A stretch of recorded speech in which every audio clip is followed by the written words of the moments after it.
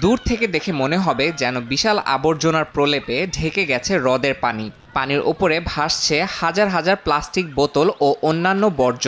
Lake Kivu থেকে ভেসে আসা এই বিপুল পরিমাণ বর্জ্য পানির প্রায় 14 মিটার গভীর পর্যন্ত পুরু স্তর তৈরি হয়েছে। প্রতিদিনই নতুন বর্জ্য জমতে থাকায় বাঁধের বিদ্যুৎ উৎপাদন কমে গিয়েছে।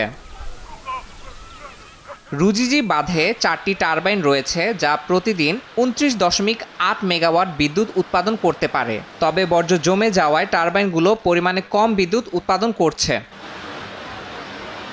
বিদ্যুৎ না থাকায় ছোট শিল্প কারখানাগুলোর উৎপাদন প্রতিদিন কিছু সময়ের জন্য বন্ধ রাখতে হচ্ছে। চাহিদা অনুযায়ী পণ্য সরবরাহে জটিলতা দেখা দিচ্ছে।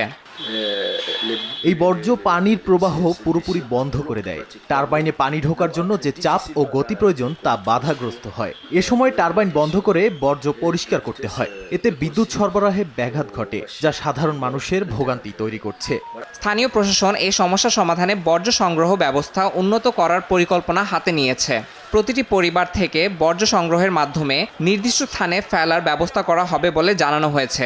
তবে স্থায়ী সমাধানের জন্য নাগরিকদের সচেতনতা এবং সরকারের দীর্ঘমেয়াদী উদ্যোগ প্রয়োজন বলছেন বিশেষজ্ঞরা।